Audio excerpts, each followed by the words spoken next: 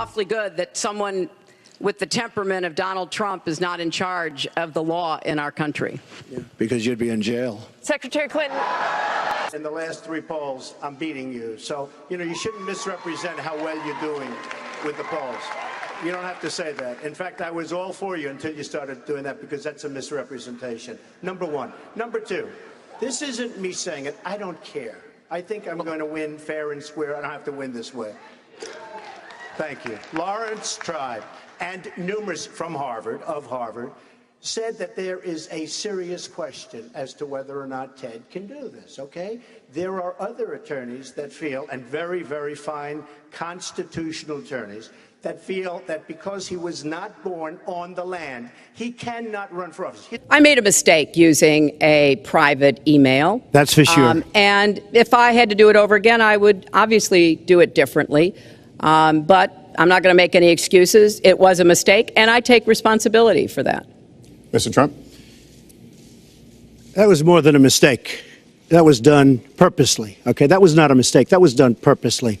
When you have your staff taking the Fifth Amendment, taking the Fifth so they're not prosecuted, when you have the man that set up the illegal server taking the Fifth, I think it's disgraceful. And believe me, this country thinks it's disgraceful. It really thinks it's disgraceful also. Hillary Clinton wanted the wall. Hillary Clinton fought for the wall in 2006 or thereabouts. Now, she never gets anything done, so naturally the wall wasn't built. When she started talking about this, it was really very recently. She's been doing this for 30 years. And why hasn't she made the agreements better? Secretary Clinton and others, politicians, should have been doing this for years, not right now because of the fact that we've created a movement.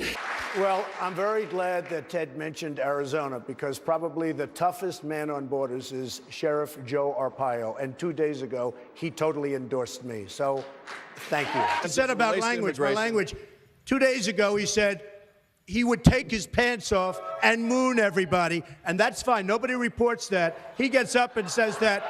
And then he tells me, oh, my language was a little bit rough. Okay. My language. Governor Casey. Feeling that by the end of this evening, I'm going to be blamed for everything that's ever happened. Why not? Well, I also happen to call him a lightweight, okay? And I have said that. So I would like to take that back. He's really not that much of a lightweight. And as far as, and I have to say this, he hit my hands. Nobody has ever hit my hands. I've never heard of this one. Look at those hands. Are they small hands? And he referred to my hands. If they're small, something else must be small. I guarantee you there's no problem. I guarantee it. Well, let's see. I'm at 42 and you're at 3. So far I'm doing better. This little guy has lied so much about my record. Here we go. The person.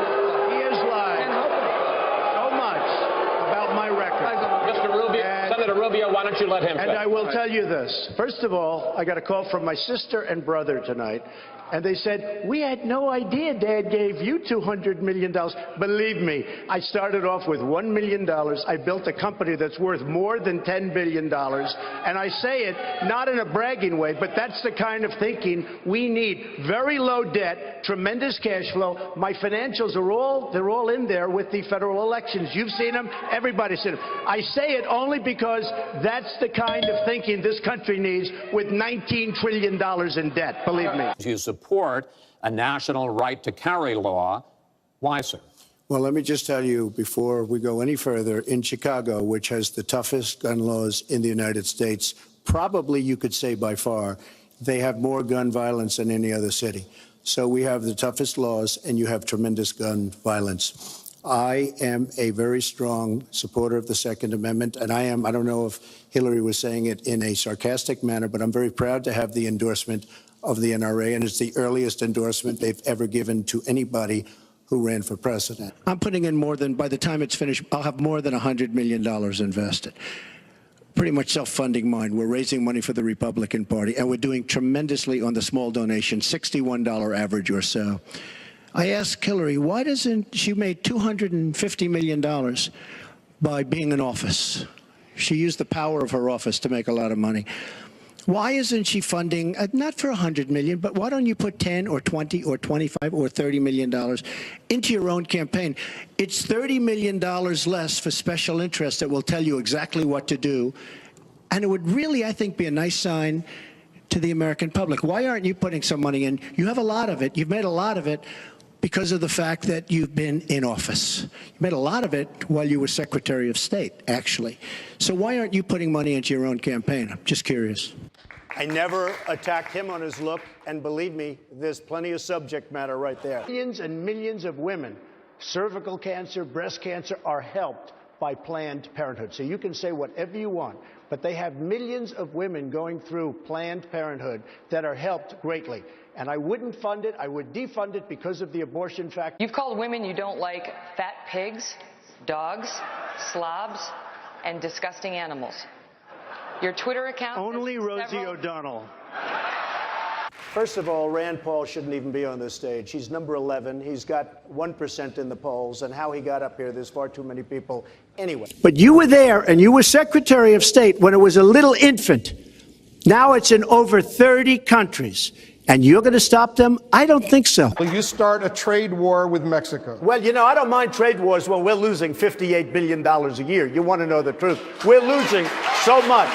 We're losing so much with Mexico and China. With China, we're losing $500 billion a year. And then people say, oh, don't we want to trade? I don't mind trading, but I don't want to lose $500 billion. I don't want to lose $58 billion. Mexico just took Carrier Corporation, maker of air conditioners. They just took Ford. They're building a $2.5 billion plant. They just took Nabisco out of Chicago. And I always say I'm not having Oreos anymore, which is true, by the way. But they just took a big plant from Nabisco into Mexico. They're taking our businesses. I don't mind. Look, now she's blaming. She got caught in a total lie. Her papers went out to all her friends at the banks, Goldman Sachs and everybody else. And she said things, WikiLeaks, that just came out.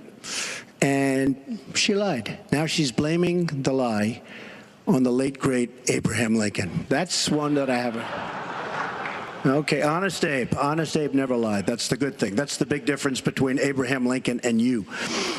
That's a big, big difference. We're talking about some difference. Jeb is so wrong. You got to fight ISIS first. You fight ISIS first. Right now you have Russia, you have Iran, you have them with Assad, and you have them with Syria. You have to knock out ISIS. They're chopping off heads. These are animals. You have to knock them out. You have to knock them off strong. You decide what to do after. You can't fight two wars at one time. If you listen to him and you listen to some of the folks that I've been listening to. That's why we've been in the Middle East for 15 years, and we haven't won anything. We've spent $5 trillion in the Middle East because of thinking like that. Obviously, the war in Iraq was a big, fat mistake, all right? Now, you can take it any way you want, and it took Jeb Bush, if you remember at the beginning of his announcement, when he announced for president, took him 5 days. He went back. It was a mistake. It wasn't a mistake. Took him 5 days before his people told him what to say, and he ultimately said it was a mistake. The war in Iraq, we spent $2 trillion, thousands of lives. We don't even have it. Iran is taking over Iraq with the second largest oil reserves in the world. Obviously, it was a mistake. So the world, let me tell you, Hillary has experience, but it's bad experience.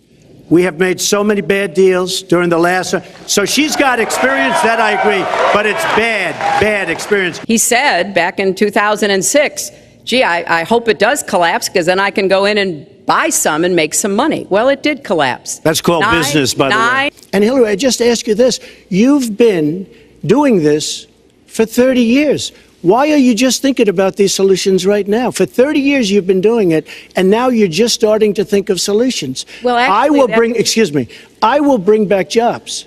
You can't bring back jobs. Well, once it was finally negotiated and the terms were laid out, I wrote about that in... You called it the gold standard. Well, I hope... You called it the gold standard of trade deals. You said it's the finest deal you've ever seen. No. And then you heard what I said about it, and all of a sudden you were against. I will release my tax returns against my lawyer's wishes when she releases her 33,000 emails that have been deleted. As soon as she releases them, I will release my tax returns, and that's against My lawyers, they say don't do it. I concluded it wasn't. I wrote about that. So is it President in my Obama's book fault? Is it President Obama's before you fault? even announced. Look, there are Secretary, is it President Obama's fault? There are Because different- he's pushing it. I didn't think I'd say this, but I'm going to say it. And I hate to say it. But if I win, I am going to instruct my Attorney General to get a special prosecutor to look into your situation, because there has never been so many lies, so much deception. There has never been anything like it. And we're going to have a special prosecutor. When I speak, I go out and speak. The people of this country are furious. In my opinion, the people that have been long-term workers at the FBI are furious. There has never been anything like this, where emails and you get a subpoena. You get a subpoena, and after getting the subpoena, you delete 33,000 emails. And then you acid wash them, or bleach them, as you would say, a very expensive process. So we're going to get a special prosecutor, and we're going to look into it, because you know what? People have been, their lives have been destroyed for doing 1/5 of what you've done. And it's a disgrace. And honestly, you ought to be ashamed of yourself. China, big Chinese company, bought the Chicago Exchange. Carrier is moving. And if you saw the people, because they have a video of the announcement that Carrier is moving to Mexico, okay? Well, I'll tell you what. I would go right now to Carrier, and I would say, I am going to work awfully hard. You're going to make air conditioners now in Mexico. You're going to get all of these 1,400 people that are being laid off. They're laid off. They were crying. It was a very sad situation.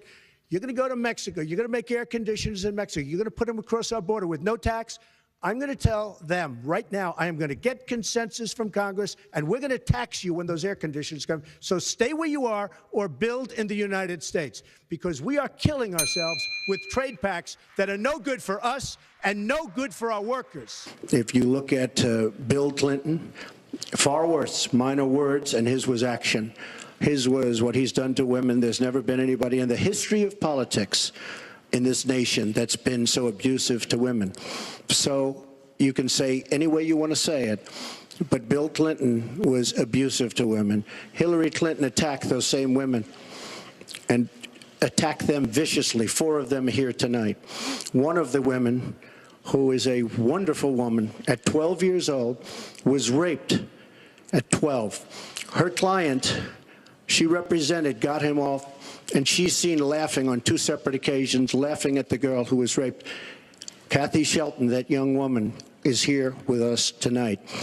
So don't tell me about words. I apologize for those words. But it is things that people say. But what President Clinton did, he was impeached. He lost his license to practice law.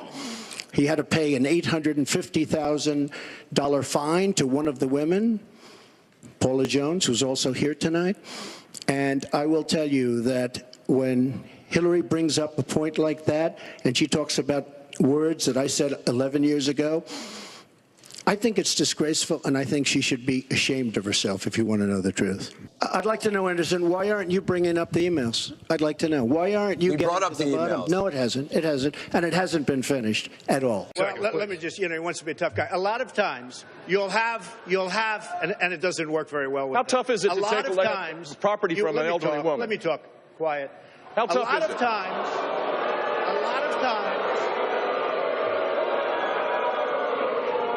that's all of his donors and special interests out there. I've gotten to see the commercials that they did on you.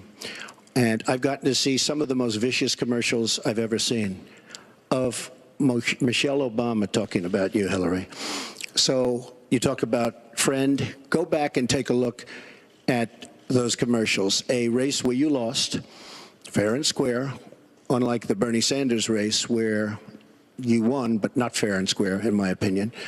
And all you have to do is take a look at WikiLeaks and just see what they said about Bernie Sanders and see what Deborah Wasserman Schultz had in mind, because Bernie Sanders, between superdelegates and Deborah Wasserman Schultz, he never had a chance. And I was so surprised to see him sign on with the devil. The entire early portion of the debate was Trump this, Trump that. in order to get ratings. Mr. Trump, I guess. it's not in order to CNN. get ratings. Mr. Trump, I was on just think CNN it's very last night watching. Excuse me. I think it's very unprofessional. And Hundreds why of did it thousands. morph into Excuse that? me. No, Excuse did me. you? No, answer the question. Why Do don't you still interrupt believe? her? You I interrupt do. me all the time. Why don't you Would you interrupt her? please? Well, first of all, self-deportation is people are going to leave as soon as they see others going out. If you look at Dwight Eisenhower in the 1950s, they started moving people out and the rest of them left. Self-deportation, as I really define it, and that's the way I define it, is you're going to get some to go and the rest are going to go out. As far as the people that I've hired in various parts of Florida during the absolute prime season, like Palm Beach and other locations,